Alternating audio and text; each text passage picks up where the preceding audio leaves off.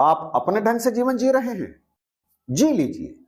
कोई आपको टोकेगा तो वो गलत करेगा, क्योंकि आप अपने जीवन को अपनी मर्जी से अपने ढंग से जी रहे हैं।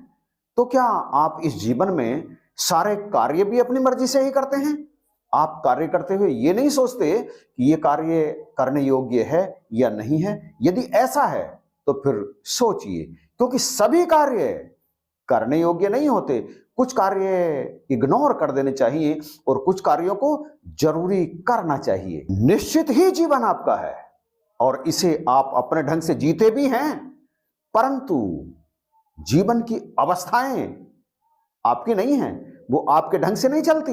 बचपन आप जानते हैं युवावस्था की तरफ जाता है और उसके बाद युवा अवस्था प्रौढ़ और प्रौढ़ बुढ़ापे की तरफ जाता है। जीवन में एक समय ऐसा आता है जब व्यक्ति बैठकर अपने पिछले सारे जीवन का विश्लेषण करता है और उस विश्लेषण में वो देखता है कि मैंने क्या किया और क्या नहीं किया, क्या करना चाहिए था और मैं क्या कर बैठा। जब वो अपने पिछले पूरे जीवन को देखता है तो अंत काल में उसके हाथ में कुछ भी नहीं बचता, क्योंकि जवानी निकल चुकी है, किशोर अवस्था निकल चुकी है, प्रौढ़ अवस्था निकल चुकी है। अब तो वो अवस्था है जब उसका मुंह भी उसका साथ नहीं देता, उसकी नजर, उसके कान, उसके हाथ, उसके पैर, कुछ भी उसका साथ नहीं देता। वो केवल बैठा रहता है, यहां तक कि परिवार वाले भी उसका साथ नहीं देते। और तब तब वो विचार करता है, जीवन किस लिए मिला था और मैंने जीवन को कैसे गंवा दिया।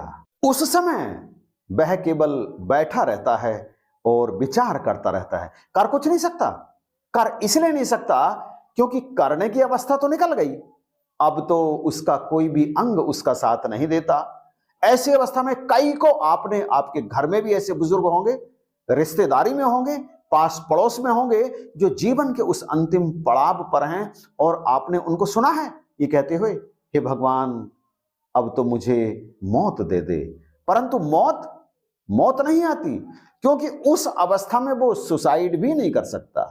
जीवन में, जवानी में, किशोर अवस्था में कई जीवन की दुश्वारियों से परेशान होकर, उनसे हार कर, थक कर आत्महत्या जैसा जघन्य कर्म कर डालते हैं, जो किसी भी दृष्टि से उचित नहीं है। मैं उसे कभी भी उचित नहीं कहता, परंतु इस अवस्था में, जो अंतिम अवस्था है, इस अवस्था में तो वो भी नहीं कर सकता, क्योंकि उसके लिए भी सामग्री चाहिए, उठना चाहिए, जो उसके बस की बात है ही नहीं। इसलिए इस जवानी में अपने जीवन को बड़े सोच समझ करके जीना चाहिए, क्योंकि उस अवस्था में, जिसे बुढ़ापे की अंतिम अवस्था कहते हैं, उस अवस्था में जब बैठ करके विचार करता है कि मैं तो इस संसार में किसी दूसरे काम के लिए आया था, ये क्या कर बैठा, ये धन, ये दौलत, ये शोहरत, ये चमक, ये दमक उस समय में कोई भी साथ नहीं देती। जितना धन होता है वो भी अलग रखा रहता है, बैंक में पड़ा रहता है, गहने घर में रखे रहते हैं, जमीन जायदाद जंगल में या कहीं प्लॉट में मौजूद रहती है, परंतु कोई भी काम नहीं आती, कोई भी नहीं। मैं ऐसे कई वृद्ध पुरुषों को जानता हूं जिनके पास बहुत संपत्ति है, तमाम जमीनें हैं जंगल की, सैकड़ों, कई सौ बीघे, पूरे परिवार भी है, तमाम साधन हैं, लेकिन अब वो उनके किसी काम के नहीं है। उन्हें एक रोटी देने के लिए आने को भी कोई तैयार नहीं होता, टूटे फूटे स्थान पर रहते हैं, जबकि जमीन जायदाद बहुत है। उस समय जब कुछ करने का समय था, उस समय नहीं किया, अब वो बैठे बैठे विचार करते रहते हैं, पछताते रहते हैं, जीवन में क्या किया, क्या करना चाहिए था, क्या कर बैठा उस समय। क्योंकि अभी आपका ये समय वो चल रहा है जिस समय आप सब कुछ कर सकते हैं। इसलिए अपने जीवन की कीमत डालना बहुत जरूरी है। और कीमत जीवन की क्या है? कीमत जीवन की है परमात्मा का भजन करना। रामचंद्र के भजन बिन जो चाहे पद निर्माण, ज्ञानवंत अपि सो नर, पशु बिन पूछ विषाण। परमात्मा के भजन के बिना कोई भी कार्य नहीं बनेगा, निर्वाण पद प्राप्त नहीं होगा। इसलिए ये काम कब करना जरूरी होता है? ये काम करना जरूरी होता है किशोरावस्था में, ये काम जरूरी होता है जवानी में। बचपन से जब माता पिता राम का भजन करने की प्रेरणा अपने बच्चों को देते हैं, तभी वे जाकर किशोरावस्था में, प्रौढ़ावस्था में और जवानी में परमात्मा का भजन करते हैं, परमात्मा को ध्याते हैं, परमात्मा की पूजा करते हैं, आराधना करते हैं, तब कहीं जाकर के उनका बुढ़ापा भी संवरता है। आप इस बात को इग्नोर मत करना बिल्कुल भी कि आपको बुढ़ापा नहीं आएगा। वो तो अवस्थाएं हैं जीवन की, जिसे बदलना किसी के बस की बात है ही नहीं। जवानी को बुढ़ापे की तरफ जाना ही है और बुढ़ापे में हाथ पैर काम करना बंद ही करने हैं, क्योंकि ताकत तो उस समय रहती नहीं। नजरों की ज्योति मंद होनी ही है, निश्चित रूप से धुंधली पड़ जाएगी नजर, और कान में आवाज आनी बंद हो जाएगी। जीव का स्वाद भी धीरे धीरे जाता चला जाएगा, समाप्त हो जाएगा। उस समय क्या करोगे? किसी को पुकारोगे, वो आपको इग्नोर करेगा, कितना ही सगा हो। ऐसे में मौत भी तो नहीं आती। हाँ, जीवन में वो जो तमाम दुष्कर्म किए हैं, उनका परिणाम, उन कर्मों का परिणाम उस बुढ़ापे में भोगना ही पड़ता है। इसलिए यदि अपने बुढ़ापे को अच्छा बनाना है, आप चाहते हैं कि आपकी रूह इस जिस्म से आसानी से निकले, बिल्कुल ऐसे जैसे बाल मक्खन से निकलता है, तो फिर प्रभु का भजन करना ही पड़ेगा, दान करना ही पड़ेगा। हाँ, दया दिखानी ही पड़ेगी मजलूमों पर, क्योंकि दया ही तो धर्म का मूल है। यदि आपके अंदर दया नहीं है, आपके अंदर सेवा करने की भावना नहीं है, तो फिर आप कितने ही धार्मिक हो, आप धार्मिक है ही नहीं। क्योंकि दया धर्म का मूल है, पाप मूल अभिमान। तुलसी दया ना छोड़िए, जब लग घट में प्राण। अभिमान पाप का मूल है, और ये अभिमान कब आता है? जब आपके पास दौलतें होती हैं, जब आपके पास शोहरतें होती हैं, जब आपके जिस्म में ताकत होती है, जब आपका दिमाग बहुत तेजी से काम करता है, जब आप इस संसार से अलग कुछ ऐसा सर्जन करते हैं जिसे दूसरे नहीं कर पाते आसानी से, तब अभिमान आता है, और अभिमान के साथ आता है पाप। आप इसे बचिए, क्योंकि ये सारी की सारी चीजें जवानी में आती हैं, और आप जवान हैं।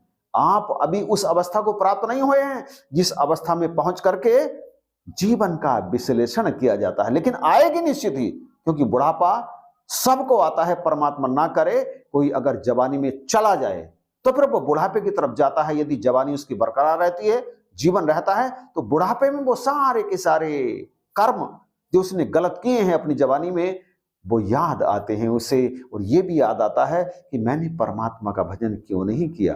परंतु अब पछताए क्या होता है, जब चिड़िया चुग गई खेत तो चुगा गया, आपकी जवानी तो चली गई, आपका बचपन, आपकी किशोरावस्था, आपकी प्रौढ़ावस्था तो निकल गई।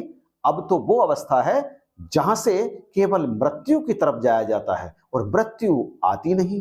उस अवस्था में मृत्यु भी नहीं आती, क्योंकि मृत्यु के आने का भी एक निश्चित समय तो होता है। आपका कोई भी अंग काम नहीं कर रहा, आप किसी को बुलाना चाहते हैं, आपकी बात को इग्नोर किया जा रहा है।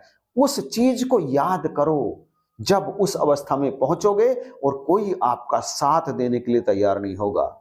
आपके मुख में आपकी जीभ पानी के लिए पुकारेगी, ऐंठ जाएगी, पानी देने वाला कोई नहीं होगा, क्योंकि आप पानी मांगना चाहते हैं, आवाज मुख से निकालना चाहते हैं, आवाज निकल नहीं पाएगी। दूसरे अगर सुन मिलेंगे तो तुरंत ला करके नहीं देंगे। आपको भूख लग रही है, आप पुकारेंगे, लेकिन आपकी सुनने वाला कोई नहीं होगा। होते हुए भी पूरा कुटुंब होगा, परिवार होगा, लेकिन आपकी सेवा करने वाला कोई नहीं होगा। कोई बिरला ही ऐसा होगा जिसकी सेवा हो पाएगी। इसलिए जैसा कि पहले कहा, यदि चाहते हैं कि बुढ़ापे में आप इस जिस्म से ऐसे निकल जाएं जैसे मक्खन से बाल, तो फिर राम का भजन करना ही होगा। ये बात इस वीडियो में पहले भी कही, वरना अवस्था ऐसी ही होगी जैसे गुड़ में फंस जाता है बाल।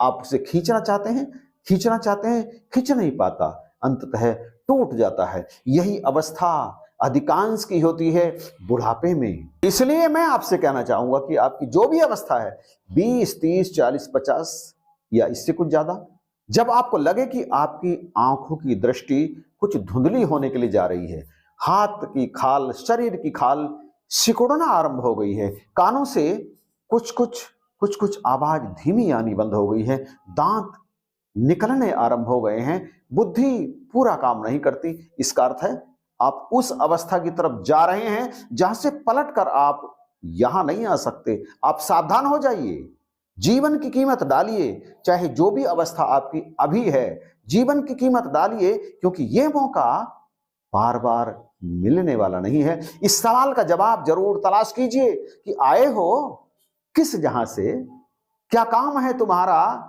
लौटोगे किस मकाम पे, जाओगे जब दोबारा। इन सवालों का जवाब यदि तलाश कर लिया तो फिर आप बढ़ेंगे मुक्ति पथ की तरफ। फिर बुढ़ापे में भी आपको बुढ़ापा परेशान नहीं करेगा।